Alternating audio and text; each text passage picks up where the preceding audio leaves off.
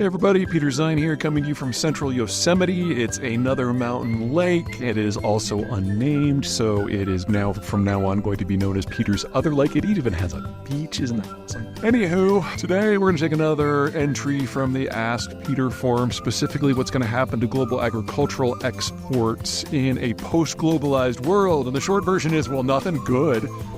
In order to have agricultural exports, you basically have to have five things. One, a lot of arable land that's productive. Number two, petroleum to use as fuel. There really isn't any sort of agriculture that is produced at scale that doesn't use internal combustion engines. Yes. They're talking about having electric tractors and everything, but they suck. The charge doesn't last long enough to do anything useful. There isn't enough power to tow anything. And so unless you're talking about like an electric cart to like go along as people are picking apples, no. Not this decade, probably not next decade. Third, you need fertilizer. Now, fertilizer comes in three parts, and nobody has all of them. You've got potash, which gives us potassium. You've got phosphate, and then you've got nitrogen. Nitrogen is normally made from natural gas, so there's something else you can add to your list. These things are scattered around the world, but in, unfortunately, some concentrations in places that are problematic. So, for example, roughly half the world's phosphate exports come from China, which is bad enough in a world where China is likely to break apart, but it's even worse because the phosphate is in the interior regions that are more likely to be secessionists. So you can just kiss all that goodbye. For potash, the world's largest concentrations are in Belarus and Russia. Thank God the third one is Canada. Oh my God, Saskatchewan. So, as the Canadians like to say, tits. And then third, nitrogen, since it's made from natural gas, comes from a much broader array of places, with the United States far and away being number one. Now, you need all of these things to grow food.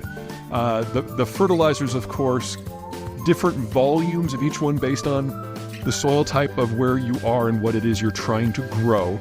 But yeah, there's no way to do this without all of five of those things. And in a post-globalization world, the list of places where that is possible is just pretty short. So at the top of the list, by far, is North America, specifically Anglo-America, the United States and Canada. Between Saskatchewan for the potash and the United States for the nitrogen, we're in pretty good shape. It's some of the best agricultural land in the world. And for phosphate, once you get out of the China orbit, there are a number of other options. Morocco, Israel, Saudi Arabia, Florida, of all places. So North America looks pretty good. Other New World places that look good, Argentina, some of the most productive agricultural land in the world. And New World countries like Argentina, South Africa, New Zealand, and Australia, the land is good. Most of them, with the exception of Argentina, can't provide their own fuel. But these are places that are not likely to be in conflict zones. So if there is any fuel and fertilizer to be had for international trade, these are some of the places it is likely to go because they're going to be able to pay in hard currency. Brazil does not look good. Brazil has some of the worst land quality in the world and is a massive importer of fertilizer, the world's largest by far after China, most of which comes from either China or the former Soviet Union. So, do the math there. So Brazil's day as an agricultural power is not yet over, but you can see the sunset from here.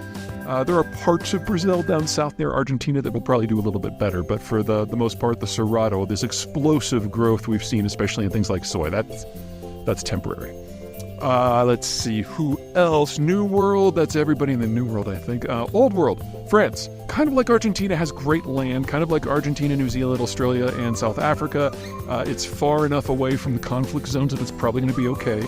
It's close enough to the North Sea to get nitrogen from the natural gas there. And if there is any trade to be had, France is going to be one of the few powers that's going to be able to play because they actually have a navy and can actually patrol their own sea lanes, which is a relatively rare thing. So that's about it. That's all of them. That's not enough. We're looking at global calorie production probably dropping by a third. That's a lot of starvation.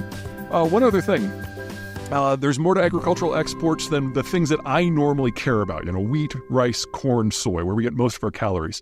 There's also a booming agricultural trade today in specialty crops, whether it happens to be cherries or apples or alfalfa or whatever. Keep in mind, excuse me, mosquito. that in a post-globalized world, the ability of countries to pay for specialty crops is going to collapse, especially if they're going to China. So if you are an agricultural producer and China is your ticket, it's time to figure out where to get a different ticket. I'd say in the United States, the part of the country to be most concerned about is California's Central Valley. This is an area with extraordinarily high production costs, in part because it's California and regulations are very, very strict, in part because the Central Valley is arid to desert almost everywhere, so the input costs are very, very high. This is not fertile land. This is kind of like the American equivalent of the Cerrado in Brazil to a certain degree. Now, as long as the inputs are relatively inexpensive and as long as China is paying top dollar for everything because they're price insensitive, this is a great business plan. But that's not the world we're going to be in much longer. So check your specialty crops, see where they're going, see if this is a country that will do well as globalization breaks down. And if not, you either need to find a new destination or a new crop.